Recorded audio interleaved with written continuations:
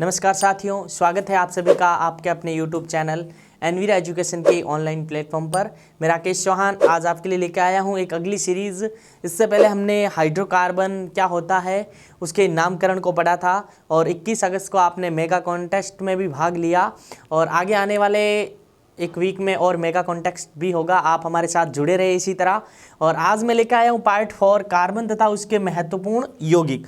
तो हमने कार्बन क्या होता है उनके अपरूपों का वर्गीकरण पढ़ लिया था, क्रिस्टलीय अपरूप और अक्रिस्टलीय अपरूप के बारे में जानकारी जान ली थी। आज हम पढ़ने जा रहे हैं कोयला क्या होता है, ये भी एक कार्बन का हिस्सा ही है। मैं बात करूँ कोयले की तो आपने सुना जरूर होगा कोयले के बारे में।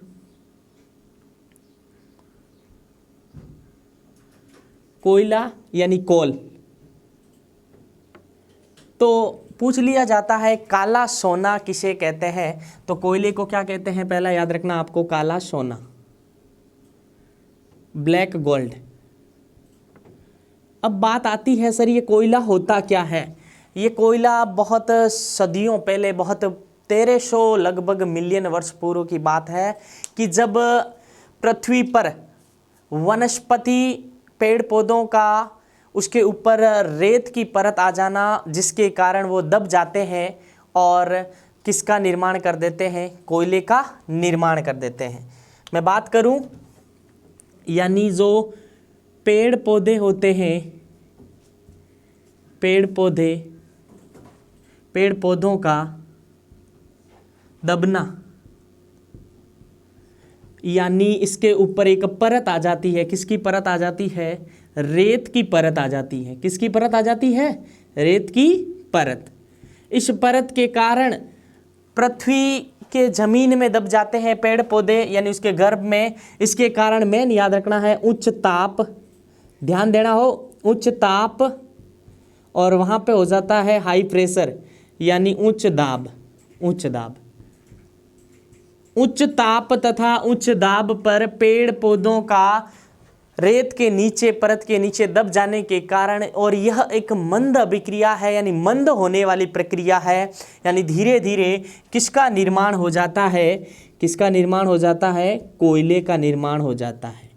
और यह ठोस पदार्थ होता है। क्या होता है, ठोस पदार्थ होता है। अब मैं बात करूं ये कोयले के निर्माण, यहाँ से क्वेश्चन कैसे पूछा जाता है कि हम पेड़ पौधे को आप बोल सकते हो वनस्पति से, ध्यान देना हो, वनस्पति से कोयले निर्माण की प्रक्रिया,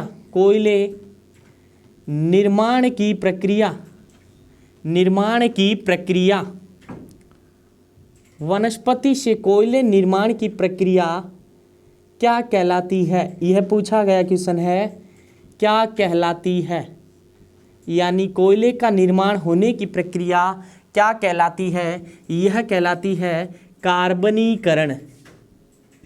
क्या कहलाती है, कार्बनीकरण। तो कार्बनीकरण का सीधा अर्थ ये होना चाहिए, वनस्पति से कोयले का निर्माण होने की प्रक्रिया क्या कहलाती है, कार्बनीकरण। तो सीधा पूछा जा सकता है कार्बनीकरण क्या होता है, तो पेड़ पौधों का पृथ्वी के गर्भ में दब जाने के कारण उच्च ताप व उच्च दाब पर कोयले का निर्माण होना, यह एक मंद प्रक्रिया है और क्या कहलाती है, कार्बनीकरण। अब मैं बात करूं कि विश्व में सबसे ज़्यादा कोयला कहाँ पाया जाता है, तो विश्व में यह है हमारा विश्व, और एक यहाँ से एक रेखा गुजरती है, विषुवतीय रेखा।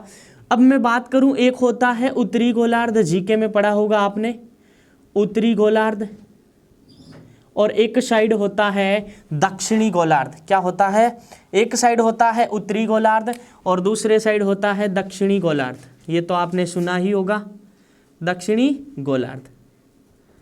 तो एग्जाम में यहीं से क्वेश्चन पूछा जाता है कि उत्तरी गोलार्ध में सबसे ज़्यादा कोयला पाया जाता है 90%। याद रखना, इधर पाया जाता है 90% और इधर पाया जाता है 10%।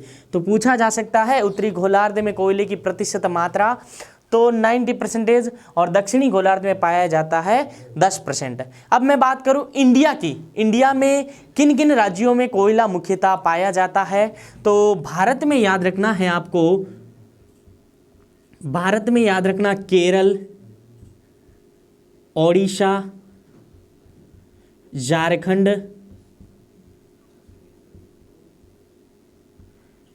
तेलंगाना, ये मुख्यतः आपको क्या याद रखने हैं, भारत में याद रखने हैं, केरल, ओडिशा, झारखंड और तेलंगाना। तो हमने कोयले का सामान्य परिचय पढ़ा। अब हम पढ़ेंगे कि उसमें प्रेजेंटेशन ऑफ कार्बन, यानी कार्बन की प्रतिशतता के आधार पर उन्हें कितने भागों में वर्गीकृत किया गया है। तो मैं एक बार ब्रीफली वापस बताना चाहूँगा आपको, कोयला कैसे प्राप्त होता है, उस प्रक्रिया को क्या कहते हैं। तो कोयला, जिसे अंग्रेजी में कोल कहते हैं, पहला क्वेश्चन। और दूसरा है कि कोयले को क्या कहते हैं, काला सोना भी कहते हैं। वनस्पति से कोयले निर्माण की प्रक्रिया को क्या कहोगे आप, इसे याद करना है, कार्बनीकरण। यानी पेड़ पौधों का पृथ्वी के गर्भ में दब जाने के कारण उच्च ताप व उच्च दाब पर कोयले का निर्माण होना ही क्या कहलाता है, कार्बनीकरण कहलाता है। और ये किस रूप में प्राप्त होता है, ठोस में उच्च ताप और उच्च दाब के कारण। और सबसे ज़्यादा विश्व में उत्तरी गोलार्ध में 90% है जो कोयला पाया जाता है, और 10% पाया जाता है दक्षिणी गोलार्ध में। अगर भारत में पूछ लिया जाए किन किन राज्यों में मुख्यतः, तो आपका आंसर होना चाहिए केरल, ओडिशा, झारखंड और तेलंगाना, ये मुख्यतः है। एक दो और भी है, आपको मुख्य रूप से ये याद रखना। और एक याद रखना, वनस्पति से कोयला की प्रक्रिया कहलाती है कार्बनीकरण। अब हम पढ़ेंगे कार्बन की प्रतिशतता के आधार पर कोयले का वर्गीकरण, यानी किसमें कितना परसेंटेज कार्बन है, सबसे अच्छा वाला कोयला कौन सा है, उनके प्रकार हम पढ़ेंगे। तो हम पढ़ेंगे प्रतिशतता के आधार पर, और किसकी प्रेजेंटेशन, कार्बन की उपस्थिति के आधार पर, यानी कार्बन की प्रतिशतता के आधार पर कोयले का वर्गीकरण।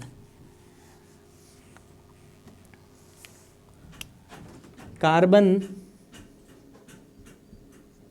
की प्रतिशत, कार्बन के प्रतिशत के आधार पर, ये इम्पोर्टेंट है, यहाँ से क्वेश्चन पूछे जाते हैं कि कार्बन के परसेंटेज के आधार पे सबसे अच्छा वाला कोयला कौन सा है। तो आपको एक चीज़ माइंड में रखनी है, जिसमें कार्बन की प्रतिशत मात्रा सबसे अधिक होगी वो सबसे अच्छे प्रकार का कोयला होगा। तो मैं बात करूं कार्बन के प्रतिशतता के आधार पर जो कोयला होता है वो मुख्यतः होता है 4 प्रकार का। पहला होता है पिट,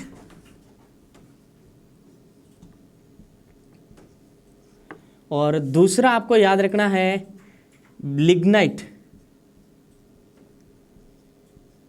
तीसरा आपको याद रखना है बिटुमिनस, और चौथा याद रखना है एंथ्रासाइट।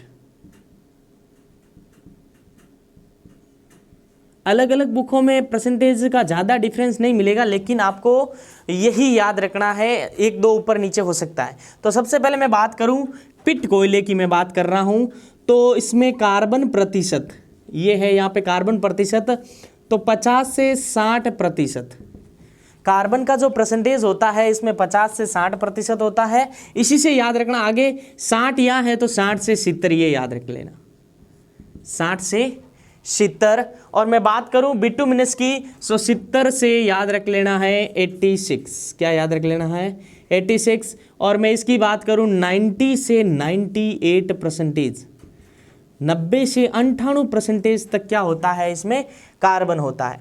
तो अगर आपको पूछा जाए इनका क्रम के आधार पे जमाइए, कार्बन के प्रतिशतता के आधार पे, तो सबसे ज़्यादा कार्बन इसमें, इसके बाद इसमें कम है, और इसमें कम, और इसमें सबसे कम। यानी क्वेश्चन को कैसे भी घुमा सकता है, अवरोही क्रम में परसेंटेज के आधार पर या आरोही क्रम में परसेंटेज के आधार पर, किसका, कार्बन का।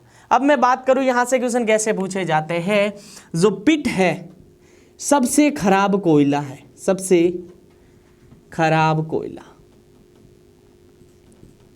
धुआं बहुत होता है इससे। तो मैं बात करूं, अगर इसको क्वेश्चन पूछा जाए तो आएगा निम्न कोटि, आपको ये याद रखना, निम्न कोटि वाला कोयला, निम्न कोटि वाला कोयला। तो सबसे निम्न कोटि कौन से कोयले की होती है, तो आपका आंसर होना चाहिए जो पिट कोयला है वह एक निम्न कोटि का कोयला होता है, क्योंकि उसमें कार्बन का परसेंटेज है जो अन्य की अपेक्षा बहुत ही कम पाया जाता है। अब मैं बात करूं दूसरे का, यहां से क्या फैक्ट निकल के आ रहा है, जो लिग्नाइट है उसे बोला जाता है भूरा कोयला। वेरी इंपॉर्टेंट है, पूछा गया क्वेश्चन, भूरा कोयला क्या कहा जाता है, भूरा कोयला। तो एग्जाम में सीधा पूछ लिया जाता है भूरे कोयले का अन्य नाम या निम्न में से किसको भूरा कोयला कहा जाता है। तो आपका आंसर सीधा होना चाहिए, भूरा कोयला आते ही lignite. Percentage of carbon 60 to 70%, यानी 60 से 70% इसमें क्या पाया जाता है, कार्बन। परसेंटेज याद करने पड़ेंगे, उसी के आधार पर क्वेश्चन पूछा जाता है। अब ये आपने नाम सुना होगा बिट्टुमिनस, तो अक्सर घरों में छोटे बच्चे को बोला जाता है बिट्टू। याद रखने की ट्रिक है बिट्टू। तो बिट्टू है जो घरेलू कोयला है, तो हमारे घरों में जो कोयला होता है बिट्टू, याद रखना, जो है घरेलू कोयला। ये भी एग्जाम में पूछा गया है, घरेलू कोयला, सीधा याद रखना बिट्टू मिनस, यानी घरेलू कोयला जो घरों में होता है कोयला, उसे बिट्टू मिनस प्रकार का होता है। और इन चारों में विश्व में सबसे ज्यादा पाए जाने वाला भी यही है, यानी दूसरा क्वेश्चन ये याद करना है, विश्व में सर्वाधिक मात्रा में कौन सा कोयला पाया जाता है, यही वाला। और अगर कोयले की बात करें, उत्तरी गोलार्ध में 90% और दक्षिणी गोलार्ध में 10%, याद रखना। अब इससे क्वेश्चन पूछा जाता है सबसे अच्छी किस्म का कोयला, सबसे अच्छी किस्म का कोयला, सबसे अच्छी किस्म का कोयला, यानी आप इसे बोल सकते हो उच्च कोटि। क्या बोल सकते हो, उच्च कोटि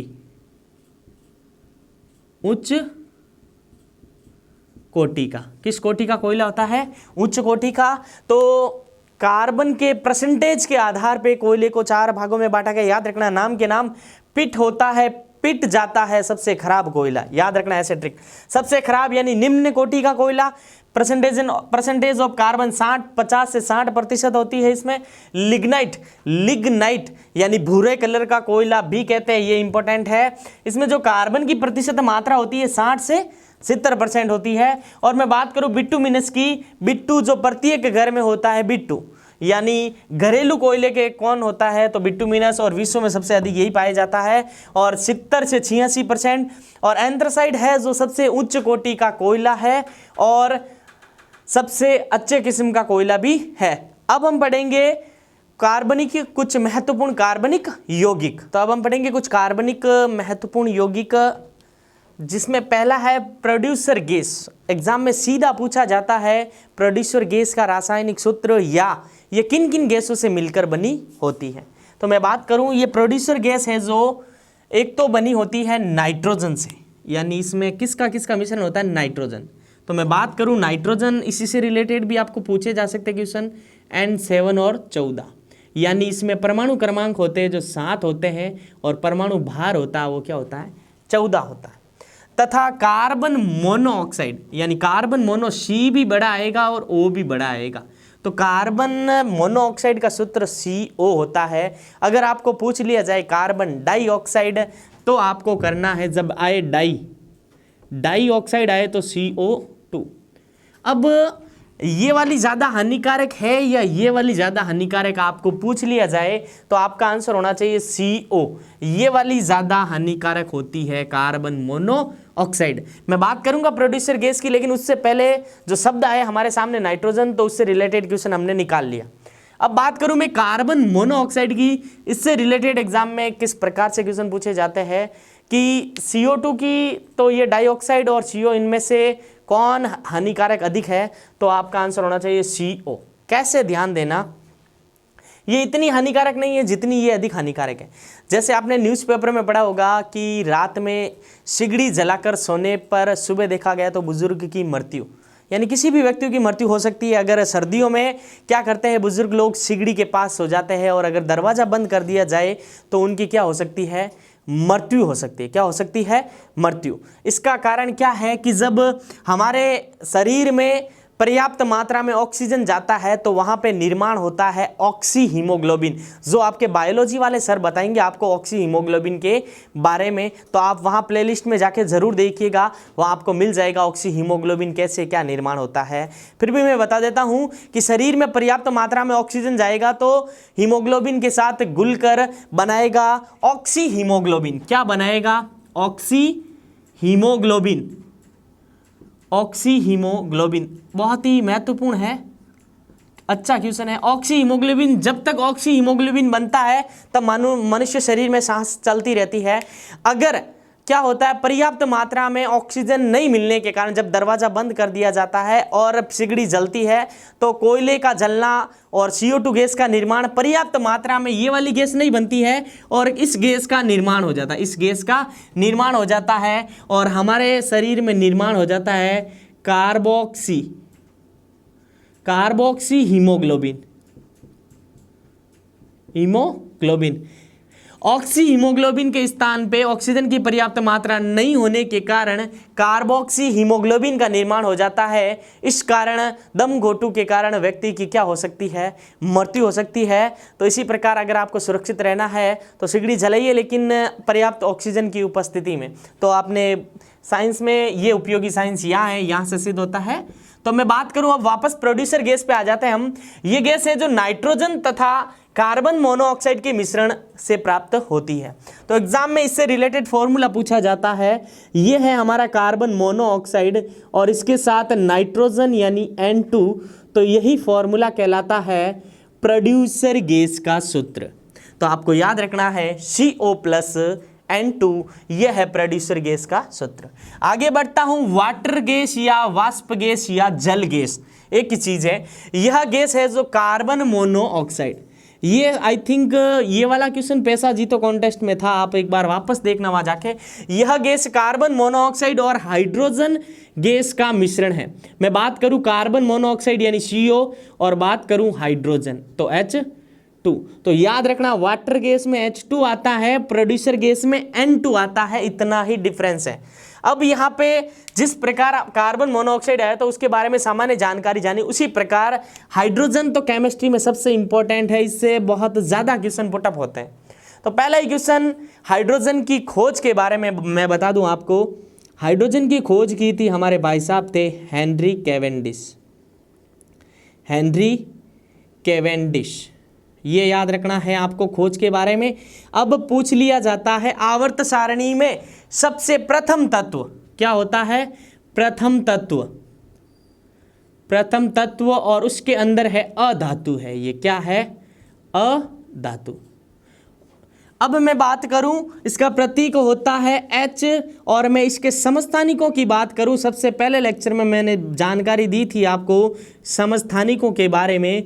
तो इसके जो समस्थानिक होते हैं वो होते हैं मुख्यतः 3 प्रकार के। मैं बात करूं उनकी तो 1H1, 1H2 और 1H3, ये होते हैं इनके 3 समस्थानिक। आपको पूछ लिया जाए कौन से समस्थानिक को हाइड्रोजन कहते हैं तो आपका आंसर होना चाहिए प्रथम समस्थानिक है उसे क्या कहते हैं? हाइड्रोजन। जो द्वितीय समस्थानिक है उसे कहते हैं ड्यूटीरियम और इसका निर्माण भारी जल, किसके निर्माण में? भारी जल के निर्माण में D2O, ये होता है ड्यूटीरियम ऑक्साइड। अब भारी जल का उपयोग किया जाता है परमाणु भट्टी में। कहाँ किया जाता है? परमाणु भट्टी में। कहाँ किया जाता है? परमाणु भट्टी में। भारी जल का उपयोग किसके रूप में? मंदक के रूप में इसका उपयोग किया जाता है। तो आपको वाटर गैस पे आए थे और यहाँ पे हम आगे हाइड्रोजन गैस की बात कर ली। और जो तीसरा समस्थानिक है वह होता है रेडियो सक्रिय। कौन सा समस्थानिक होता है? रेडियो सक्रिय समस्थानिक। तो आपको इनके साथ साथ ये जो बातें बताई गई वो भी याद रखनी है। तो वाटर गैस का निर्माण कार्बन मोनोऑक्साइड और हाइड्रोजन के मिश्रण से क्या प्राप्त होता है? Water gas. अब मैं आगे बात करूं कोल गैस की। जो ये कोल गैस होता है किन के मिश्रण होता है? हाइड्रोजन, मीथेन तथा कार्बन मोनोऑक्साइड का जब मिश्रण किया जाता है या इनको सबको मिलाया जाता है तो कौन सी गैस का निर्माण होता है? कोल गैस का निर्माण होता है। आगे है इंपॉर्टेंट है CNG, अभी LDC में पूछा गया क्वेश्चन है। संपीड़ित प्राकृतिक गैस, कंप्रेस्ड नेचुरल गैस, इसका मुख्य घटक होता है मीथेन। कौन होता है? मीथेन या मेथेन। ये है इसका फॉर्मूला CH4। और ये जो है हाइड्रोकार्बन, ये होता है हाइड्रोकार्बन का प्रथम सदस्य। यानी मैं बात करूं अगर एल्केन की यहां पे बात करूं तो एल्केन का प्रथम सदस्य कौन होता है? एल्केन का जो प्रथम सदस्य होता है वह होता है, कौन होता है? मीथेन होता है। कौन होता है? मीथेन प्रथम सदस्य। और इसका फॉर्मूला एल्केन का CnH2n+2। और ये मुख्यतः दलदली क्षेत्रों में कहाँ पाई जाती है? दलदली क्षेत्रों में। इसीलिए इसका अन्य नाम एग्जाम में पूछा गया है मार्स गैस। क्या कहते हैं इसे? मार्स गैस भी कहते हैं। मैं बात करूं आगे LPG, लिक्विफाइड पेट्रोलियम गैस यानी द्रवित पेट्रोलियम गैस। इसके मुख्य घटक आपको याद रखने हैं, ब्यूटेन व प्रोपेन। क्या याद रखना है? ब्यूटेन तथा प्रोपेन। यानी इसके दो मुख्य घटक हैं, एक है ब्यूटेन और दूसरा है प्रोपेन। LPG और CNG में कंफ्यूजिंग नहीं होना है। CNG का मुख्य घटक है केवल मीथेन। और मैं बात करूं LPG की तो लिक्विफाइड पेट्रोलियम गैस, इसके दो घटक है ब्यूटेन, प्रोपेन और इनके हाइड्रोकार्बन हो सकते हैं, लेकिन आपको मुख्यतः दो याद रखना है। CNG में याद रखना है मीथेन। अब मैं बात करूं एसिटिलीन, इसकी खोज की थी विल्सन ने और इनका उपयोग कपूर और वेल्डिंग में मुख्यतः कौन सी गैस? एसिटिलीन होती है। इस प्रकार कुछ कार्बनिक यौगिक पढ़ लिए। आगे और भी है, मेथिल एल्कोहल, एथिल एल्कोहल, उनके बारे में अभी हम पढ़ेंगे। तो अगला यौगिक पढ़ेंगे एथिल एल्कोहल। यह एक साधारण एल्कोहल है, इससे पीने से व्यक्ति की मृत्यु नहीं होती है। तो आपको एग्जाम में पूछा जाता है साधारण एल्कोहल कौन सा है, तो आपका आंसर होना चाहिए एथिल एल्कोहल। एक होता है मेथिल एल्कोहल जो साधारण एल्कोहल नहीं होता है, इसके ज़्यादा सेवन से व्यक्ति की मृत्यु हो जाती है। यानी यह एक विषैला लिक्विड होता है, यानी जहरीला द्रव होता है। इसके ज़्यादा सेवन से या इसको पीने से व्यक्ति की आंखें भी जा सकती है, यानी व्यक्ति अंधा भी हो सकता है और उसकी क्या हो सकती है? मृत्यु भी हो सकती है। तो इस प्रकार कार्बनिक यौगिक हमने पढ़ लिए। अब मैं बताने जा रहा हूं आपको बहुलक। तो अब हम पढ़ेंगे बहुलक यानी पॉलीमर। तो आपको पता होना चाहिए पॉलीमर दो शब्दों से मिला है, पॉली प्लस मर से। पॉली यानी बहुत सारी, मर यानी इकाइयाँ। जब बहुत सारी छोटी छोटी इकाइयाँ मिलकर एक उच्च अणुभार वाले यौगिक का निर्माण करती है तो उसे आप क्या कहोगे? बहुलक। तो बहुलक दो प्रकार का होता है, एक तो होता है नेचुरली और एक होता है सिंथेटिक यानी प्राकृतिक तथा संश्लेषित बहुलक, या आप इसे बोल सकते हो मानव द्वारा निर्मित बहुलक। मैं बात करूं अगर प्राकृतिक बहुलक की, तो इस प्रकार का बहुलक है जो सीधे प्रकृति से प्राप्त किया जाता है, यानी पेड़ पौधों द्वारा प्राप्त किया जाता है, जिसे आप क्या कहोगे? प्राकृतिक बहुलक। और संश्लेषित बहुलक की मैं बात करूं तो इस प्रकार का बहुलक है जो मानव द्वारा निर्मित किया जाता है। किसी भी दो इकाइयों को मिलाकर एक नई इकाई बनाई जा सकती है, यानी मानव द्वारा निर्मित और प्राकृतिक बहुलक। तो इम्पोर्टेंट है इसके एग्जाम्पल, कौन सा प्राकृतिक बहुलक का उदाहरण है और कौन सा संश्लेषित बहुलक का उदाहरण है। तो प्राकृतिक बहुलक में पहला याद रखना है प्रोटीन, दूसरा याद रखना कपास। और ये जो कपास है सेल्यूलोज के बहुलीकरण से बनता है। याद रखना सेल्यूलोज के बहुलीकरण से बनता है। मैं बात करूं स्टार्च, ग्लाइकोजन, सेल्यूलोज, प्राकृतिक रबड़। ये प्राकृतिक रबड़ होता है जो आइसोप्रीन के बहुलकीकरण से बनता है। तो प्राकृतिक रबड़ है, इसकी कहानी मैं आपको बताता हूँ। प्राकृतिक रबड़ है जो एक पेड़ से प्राप्त किया जाता है, लेटेक्स। उस प्राप्त को लेटेक्स या शीर कहा जाता है, उसे क्या कहा जाता है? लेटेक्स या शीर। और जो प्राप्त ध्रुव होता है पूर्णतः शुद्ध नहीं होता है, उसके अंदर डाला जाता है एसिटिक अम्ल को। याद रखना ये रबड़ या शीर, या तो आप इसे बोल सकते हो प्राकृतिक रबड़ या शीर, इसके अंदर डाला जाता है एसिटिक अम्ल। क्या डाला जाता है? एसिटिक अम्ल। और ये एक अम्ल है जिसका फॉर्मूला भी एग्जाम में पूछा जा सकता है, CH3COOH। किया जाता है। रबड़ या शीर जो पेड़ से प्राप्त होता है लेटेक्स के रूप में, शीर या रबड़, उसके रूप उसमें डाला जाता है एसिटिक अम्ल, फिर भी पूर्णतः शुद्ध नहीं हो पाता है। कम प्रत्यास्थ यानी अधिक उसमें लचकपन अधिक नहीं होता है, अधिक घिसने वाला होता है, इसीलिए उसको कठोरता प्रदान करने के लिए उसके अंदर डाला जाता है, वेरी इंपॉर्टेंट है, सल्फर। क्या डाला जाता है? सल्फर डाल के गर्म किया जाता है तो प्राप्त होता है एक अधिक प्रत्यास्थता वाला, अधिक प्रत्यास्थता व कम घिसने वाला, तो सल्फर कठोरता प्रदान करने के लिए पूछा गया एग्जाम में क्या मिलाया जाता है? सल्फर कठोरता प्रदान करने के लिए, और ये पूरी प्रक्रिया कहलाती है वल्किनीकरण, वल्किनीकृत या वल्किनीकरण। वल्किनीकरण क्या होता है कि रबड़ या शीर में एसिटिक अम्ल और सल्फर मिलाकर उसको गर्म किया जाता है, अधिक प्रत्यास्थता तथा कम घिसने वाला मजबूत रबड़ प्राप्त हो जाता है, ये क्रिया कहलाती है वल्किनीकरण।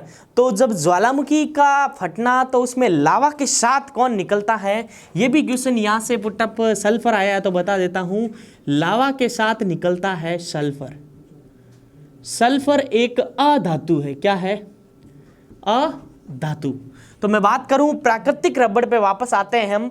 प्रोटीन, कपास है जो सेल्यूलोज के बहुलीकरण से प्राप्त होता है, स्टार्च, ग्लाइकोजन, सेल्यूलोज प्राकृतिक रबड़ होता है जो आइसोप्रीन का अगर आप बहुलीकरण करोगे तो प्राप्त होगा। अब मैं बात कर लेता हूं संश्लेषित बहुलक की, जो प्लास्टिक होते हैं, रेशा, टेरिलीन, नाइलॉन 66, ये इंपॉर्टेंट है, नाइलॉन 66। ये जो नाइलॉन 66 है हेक्सामेथिलीन, ये दो से बनता है, ये थोड़ा याद रखना, हेक्सामेथिलीन डाईएमीन, हेक्सामेथिलीन डाईएमीन, और इसके साथ जुड़ा होता है एडिपिक अम्ल। क्या होता है? एडिपिक अम्ल। हेक्सामेथिलीन डाईएमीन और एडिपिक अम्ल के मिश्रण से प्राप्त होता है नाइलॉन 66। और ये जो संश्लेषित रबड़ है ये पूछा गया है नियोप्रीन के बहुलकीकरण से प्राप्त होता है। फिर मैं बात करूं इनमें अंतराणुविक बलों के आधार पे इनका वर्गीकरण, तो ये इंपॉर्टेंट है, पूछने लायक क्वेश्चन भी है यहाँ से। एक तो होता है जो प्रत्यास्थ बहुलक की मैं बात करूं तो ये रबड़ का प्रकार है, ये दो प्रकार का होता है, एक होता है ब्यूना एस और दूसरा ब्यूना एन होता है। मैं बात करूं ताप सुघटीय बहुलक, ऐसे बहुलक जिनको आप ताप देके उनमें परिवर्तन कर सकते हो, उनके उदाहरण एग्जाम में पूछे जाते हैं। ताप सुघटीय बहुलक का उदाहरण कौन सा है? तो आपका आंसर होना चाहिए ताप द्वारा बदला जा सकता है, ताप द्वारा ये वाला है, ताप सुघटीय होते हैं, ताप देकर उनके आकार में क्या कर सकते हो आप? परिवर्तन कर सकते हो। उदाहरण याद रखना है, इसका मुख्य उदाहरण पॉलीथीन और पीवीसी, पॉलीवाइनिल क्लोराइड, पीवीसी का तार सुना होगा आपने। अब मैं बात करूं रेशे में आ जाता है बहुलक और नाइलॉन 66 आ जाता है, और जो ताप द्वारा नहीं आएगा, यहाँ पे ताप द्वारा नहीं बदला जा सकता, उसे क्या कहते हैं? ताप दृढ़ बहुलक। तो एक बार फिर, ताप प्रत्यास्थ बहुलक जिनमें प्रत्यास्थता का गुण अधिक होता है, रबड़ जैसे ब्यूना एस तथा ब्यूना एन दो प्रकार के होते हैं। ताप सुघटीय ऐसे बहुलक जिनको ताप द्वारा बदला जा सकता है, ताप सुघटीय। रेशे जिसमें बहुलक आता है नाइलॉन 66, टेरिलीन, हेक्सामेथिलीन डाईएमीन और एडिपिक अम्ल के मिश्रण से प्राप्त होता है। और ताप दृढ़, ताप के द्वारा जिन्हें बदला ही नहीं जाता है, इसका महत्वपूर्ण उदाहरण ध्यान देना पूछा गया है बेकेलाइट। इसका उदाहरण आपको मेन रूप से याद रखना है, बेकेलाइट। ये उदाहरण आपको क्या करना है? याद रखना है। तो इस प्रकार कार्बन तथा उसके महत्वपूर्ण का ये आखिरी पार्ट 4, इसमें हमने पढ़ा था बहुलक और उनके प्रकार, और फिर हमने ये भी पढ़ा था पीछे कार्बन और उनके महत्वपूर्ण यौगिक जैसे coal gas, producer gas, water gas के बारे में। और एक महत्वपूर्ण जानकारी ये भी पढ़ी आज के लेक्चर में, ये जो कोयला होता है कहाँ से प्राप्त होता है और इनकी मुख्य किस्में, और सबसे ज़्यादा कहाँ पाया जाता है? उत्तरी गोलार्ध में 90% और दक्षिणी गोलार्ध में 10%। भारत में भी हमने पढ़ा था केरल, झारखंड, तेलंगाना आदि राज्यों में पाया जाता है कोयला। और कोयला वनस्पति से कोयले के निर्माण की प्रक्रिया कार्बनीकरण कहलाती है। ये एक महत्वपूर्ण क्वेश्चन हमने इसके बारे में भी पढ़ा था। तो इसी के साथ मैं आपको बताना चाहूँगा, जल्द ही हमारा आगे पैसा जीतो कॉन्टेस्ट और आने वाला है। अगर आप चैनल पर नए हैं तो चैनल को सब्सक्राइब कीजिए, वीडियो अच्छा लगे तो लाइक और शेयर जरूर कीजिए। धन्यवाद।